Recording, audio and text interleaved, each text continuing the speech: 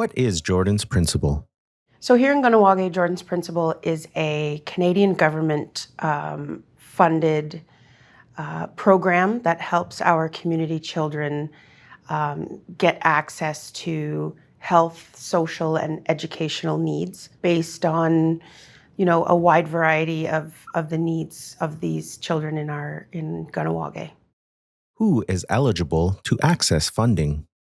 Any child with a status, even just Canadian status, native status, is eligible, whether they live on or off the reserve. The only stipulation with me and my partner here in Kahnawake is we service the Mohawks of Kahnawake. Every reserve, every territory in Canada has their own liaison like myself, so they would go and seek funding from their own home territory.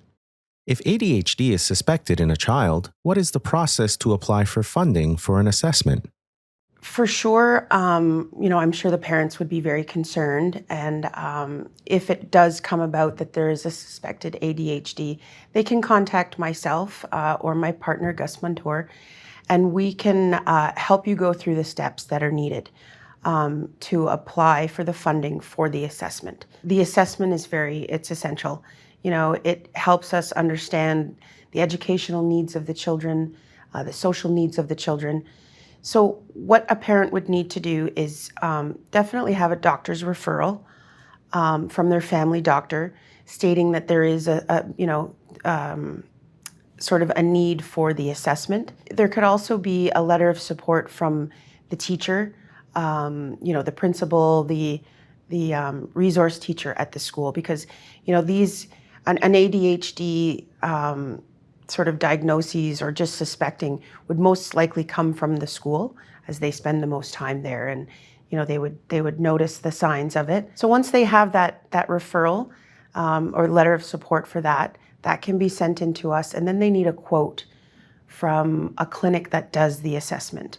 There are different types of clinics, different types of doctors that do these assessments, and they would write the official quote, and they can send that in to me as well. And then we have the two pieces that we need, the supporting letter and the quote, to send off to Jordan's Principal to say this is the reason why, and this is the amount of funds that are needed to have this child assessed. So with those things and working with the parents, we help them along and send out the application for funding. What is the estimated time frame for approval? Last year, our huge hurdle was the backlog. But I'm happy to say that this year, in our fiscal year, we have been noticing approvals coming back, some within 2 weeks, which is a huge change from 6 to 8 months, what we were getting last year. So, especially, and my partner and I are able to mark certain requests if the assessment is needed immediately, or if the assessment is needed before the child goes to school, that kind of thing. We are able to navigate that within Jordan's Principle and say, could you take a look at this first? Or, because there's all sorts of requests that we send out to Jordan's Principle. So we can make sure that these kinds of things get flagged and get seen sooner. But I would say, I can comfortably say that the longest I would say would be a month for the approval to come back to us. And then we would contact the parent and the clinic and let them know that the funds are available and they can begin the assessment as soon as possible. If a parent just calls and says, I would like an assessment for my child, and then they're the ones who are responsible to gather the documentation, the referral, the quote. So if a parent has already done those things, maybe even by seeing this video, they know, these are the things that you need to gather. And if they take that time and research the clinic, because the clinic can be very personal too.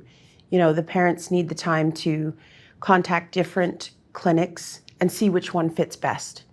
If you're comfortable with the doctor, the clinic, how's your child feeling when they're visiting the clinic? So if the parent does all their research and that kind of thing, and then comes to us with everything prepared, it's still going to be probably a month or sooner. But once everything is gathered and the intake goes out, it's the same time frame for pretty much everything. But it would be great if the parents did their research, and really made sure that they're picking the right clinic and that the child's comfortable. Which service providers can be used for assessments?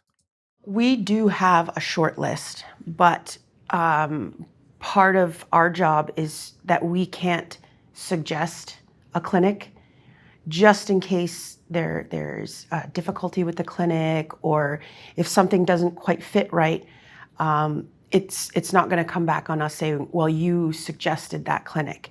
So, there are certain clients. The good thing about us in Kahnawake is small community. We all know each other. A lot of the kids that I see were kids that I taught in the past. So I'm comfortable giving a list. And I would say there's maybe 6 to 8 clinics or doctors on this list that we can share with parents.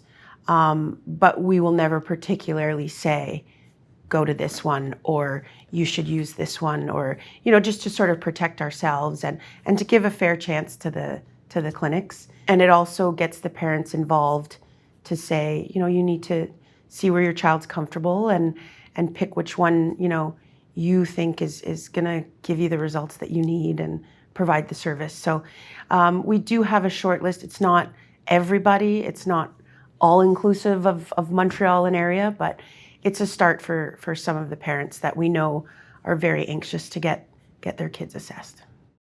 If your child has been diagnosed with ADHD, what are the next steps to access funding for any recommended services? That's an important step, because once the parent does receive the diagnoses, they will receive a report from the clinic, which can be lengthy and sometimes difficult to understand, but it will be filled with recommendations for the child now that the diagnosis has been made and we understand the needs of the child more.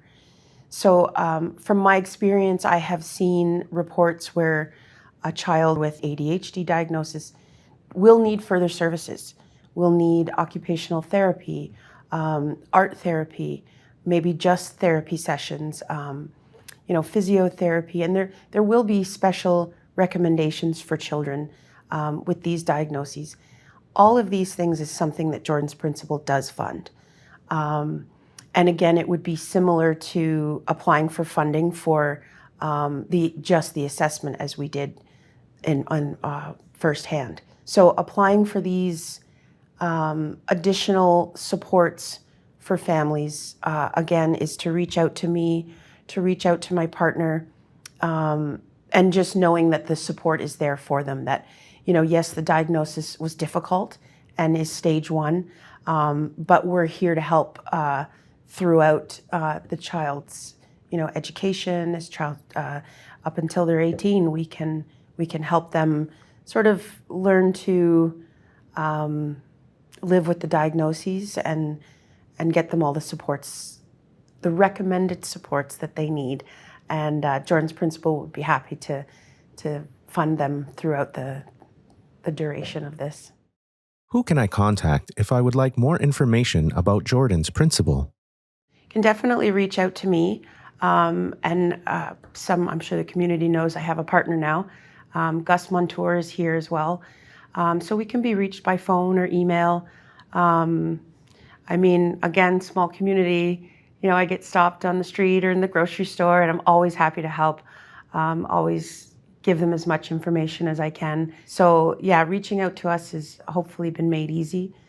We also have our website and the UNGWA website. There's Jordan's Principle on there. So yeah, by phone, email, text message, Facebook Messenger, whatever it is, I'm here and open to help anybody out with their needs.